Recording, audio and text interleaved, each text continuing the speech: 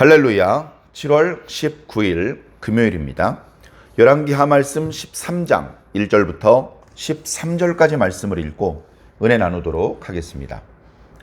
유다의 왕 아하시야의 아들 요아스의 제23년에 예후의 아들 여호아하스가 사마리아에서 이스라엘 왕이 되어 17년간 다스리며 여호와 보시기에 악을 행하여 이스라엘에게 범죄하게 한 느밧의 아들 여로보암의 죄를 따라가고 거기서 떠나지 아니하였으므로 여호와께서 이스라엘에게 노하사 늘 아람 사람 하사엘의 손과 그의 아들 벤하닷의 손에 넘기셨더니 아람 왕이 이스라엘을 학대함으로 여호아하스가 여호와께 간구하매 여호와께서 들으셨으니 이는 그들이 학대받음을 보셨음이라. 여호와께서 이에 구원자를 이스라엘에게 주심에 이스라엘 자손이 아람 사람의 손에서 벗어나 전과 같이 자기 장막에 거하였으나 그들이 이스라엘에게 범죄하게 한 여로보암 집의 죄에서 떠나지 아니하고 그 안에서 따라 행하며 또 사마리아의 아세라 목상을 그냥 두었더라. 아람 왕이 여호아하스의 백성을 멸절하여 타작마당에 티끌같이 되게 하고 마병 50명과 병거 10대와 보병 10,000명 외에는 여호아하스에게 남겨두지 아니하였더라. 여호아하스의 남은 사적과 행한 모든 일과 그의 업적은 이스라엘 왕 역대 지략에 기록되지 아니하였느냐. 여호아하스가 그의 조상들과 함께 잠에 사마리아에 장사되고 그의 아들 요아스가 대신하여 왕이 되니라. 유다의 왕 요아스의 제37년에 여호아하스의 아들 요아스가 사마리아에서 이스라엘의 왕이 되어 16년간 다스리며 여호와께서 보시기에 악을 행하여 이스라엘에게 범죄하게 한 느밧의 아들 여로보암의 모든 죄에서 떠나지 아니하고 그 가운데 행하였더라. 요아스의 남은 사적과 행한 모든 일과 유다 왕 아마샤와 싸운 그의 업적은 이스라엘 왕 역대 지략에 기록되지 아니하였느냐. 요아스가 그의 조상들과 함께 잠에 이스라엘 왕들과 함께 사마리아에 장사되고 여로보암이 그 자리에 앉으니라. 아멘. 남왕국 왕 요아스가 죽고 오늘 말씀은 시선을 북이스라엘로 잠시 돌리고 있습니다. 북이스라엘에서는 아합의 왕조가 멸문당하고 예후가 북이스라엘의 왕이 됐죠. 아합의 가문을 멸문시키고 북이스라엘에서 바알의 종교를 뿌리 뽑는 것은 하나님의 뜻이었기 때문에 예후에게도 공로가 있다 말할 수 있을 것입니다. 그래서 하나님께서는 그를 칭찬하시고 그의 나라가 4대까지 안정될 것을 말씀해 주고 계십니다. 제가 계수를 해보았거든요. 예후가 28년, 그의 아들 여호아하스가 18년, 그리고 그의 아들 요아스가 16년인가요? 그리고 그의 아들 여로보암이 41년, 그리고 그의 아들 5대째 왕이 되는 사람은 6개월을 다스리고 죽습니다. 그래서 실질적으로는 4대 동안 102년을 북이스라엘을 다스리는 것이죠. 하나님께서 주신 큰 기회였습니다. 그러나 그 기회는 그 집안의 축복의 기회가 아니었고 북이스라엘 사람들에게 축복의 시간은 아니었던 것 같습니다. 왜냐하면 아합의 가문은 멸문시켰고 바알 종교는 뿌리를 뽑았지만 북이스라엘의 온갖 우상숭배, 특별히 여로보암의 죄에서 벗어나지 못했기 때문에 그렇습니다. 남왕국 유다 왕들에게는 그가 여호와께 정직했지만 산당을 제거하지는 못했다. 이런 칭찬과 아쉬움에 대한 표현이 이어졌다면 북이스라엘 왕들에게는 그가 이스라엘 백성들로 하여금 범죄하게 만든 느밧의 아들 여로보암의 죄를 떠나지 않았다. 라는 표현이 계속 꼬리표처럼 따라붙으면서 그도 어쩔 수 없이 여호와 보시기에 악한 왕이라는 그런 평가가 따라다니게 된 것입니다. 예후가 죽고 그의 아들 여호아하스가 왕이 되었다는 말씀이 이제 그 전의 말씀에도 나타났는데 오늘 말씀을 보니까 그가 사마리아에서 왕이 되었고 17년을 다스렸다. 자, 그래도 왕이 되고 6개월 만에 죽고 2년 만에 죽고 이러지 않고 17년 정도 다스렸다면 어느 정도 북이스라엘이 예후를 중심으로 다시 정비되었고 안정되었다라고 말씀드릴 수 있을 것입니다. 그가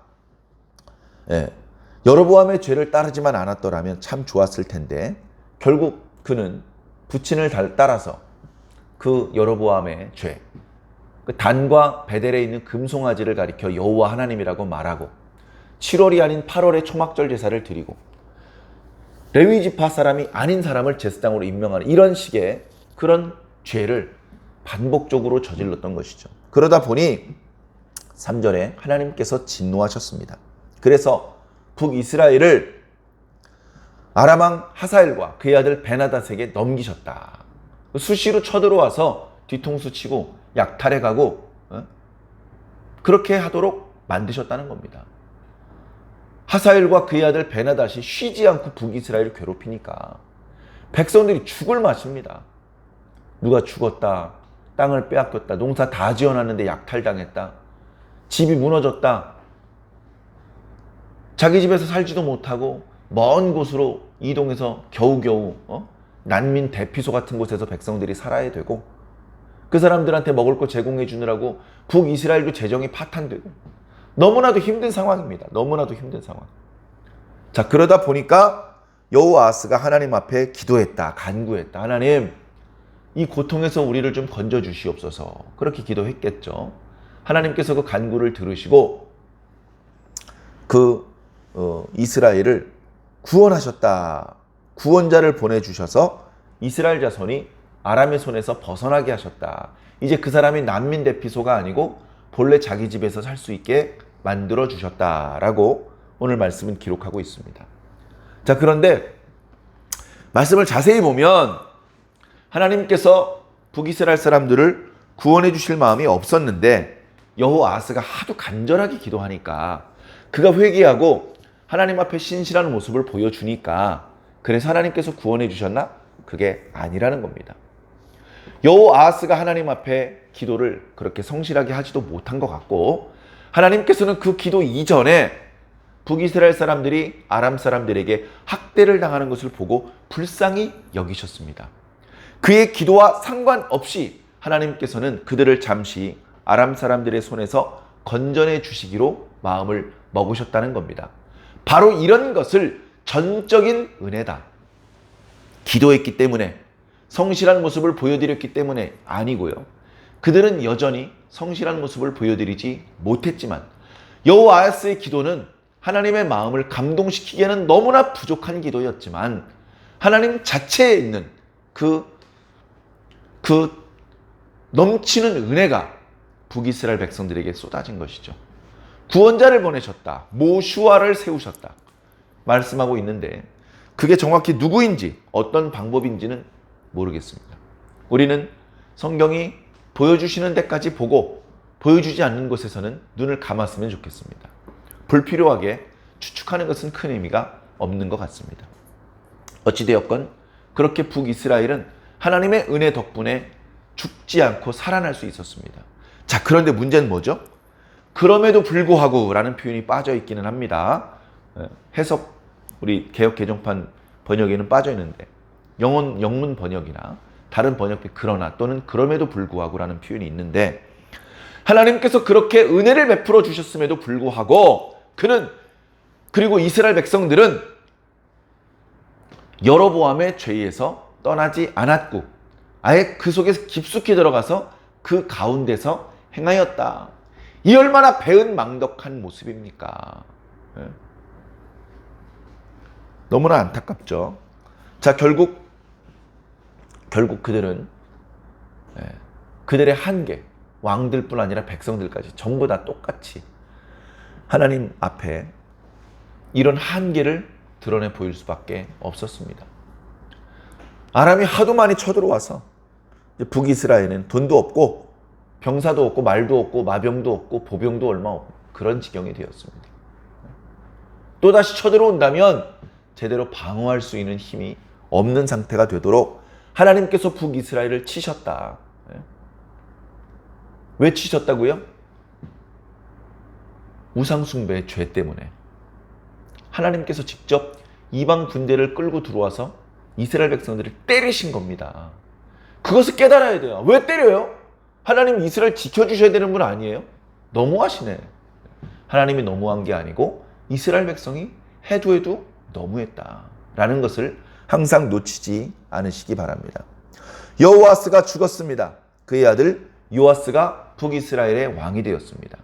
남왕국 유다의 왕과 이름이 같기 때문에 혼동스럽습니다. 전에도 아하시야 또는 여호람, 요람 이런 왕들의 이름이 남왕국과 북왕국이 거의 비슷한 시기에 이름이 같은 그런 왕들이 있어서 좀 혼동스러울 수 있는데, 또다시 오늘 남왕국이 왕 요아스의 시대에 북이스라엘에서도 요아스가 왕이 되었습니다. 그도 여호와 보시기에 악을 행하였다. 그도 여로보암의 모든 죄에서 벗어나지 않았고 아예 그 속에 깊숙이 들어가서 행하였다. 그래서 그가 죽고 여로보암이 왕이 되었다. 이 여로보암은 또 누구죠? 북이스라엘의 첫 번째 왕 여로보암은 구별을 하기 위해서 느밧의 아들 여로보암이다 라고 표현을 하고 있고요. 지금 이 여로보암은 요아스의 아들 여로보암입니다.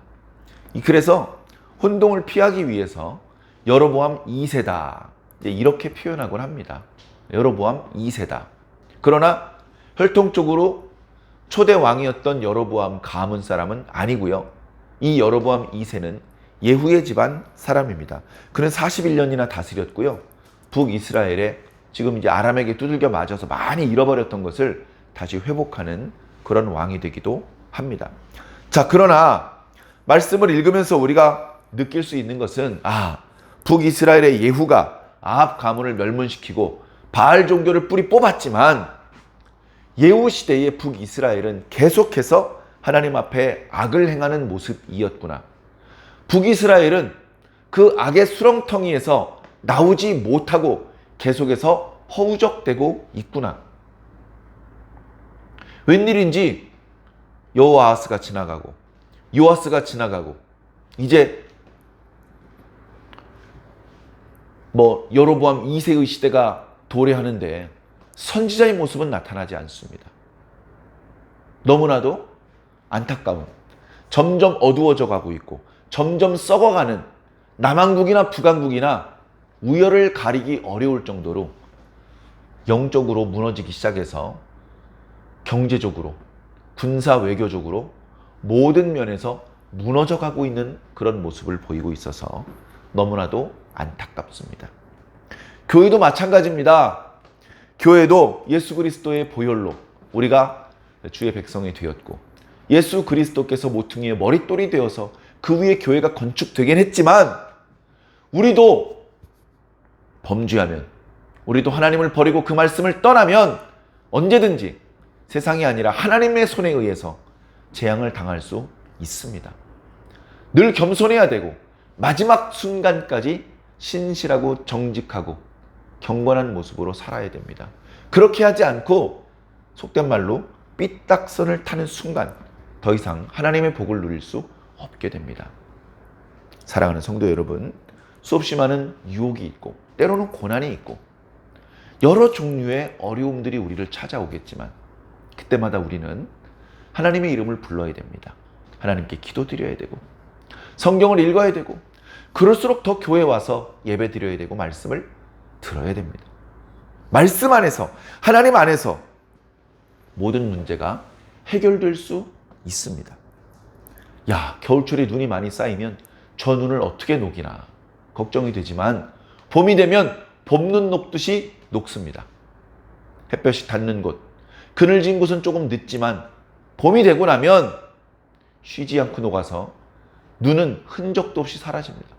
그와 마찬가지로 우리가 하나님께 가까이 나아가면 우리를 괴롭혔던 모든 종류의 문제는 그 문제가 어떤 종류였든지 상관없이 다 녹을 것입니다. 그렇게 어려움 중에 홀로 힘들어하지 마시고 기도하시고 말씀과 예배 가운데 모든 어려움들을 극복하실 수 있으시기를 예수님 이름으로 간절히 축원합니다.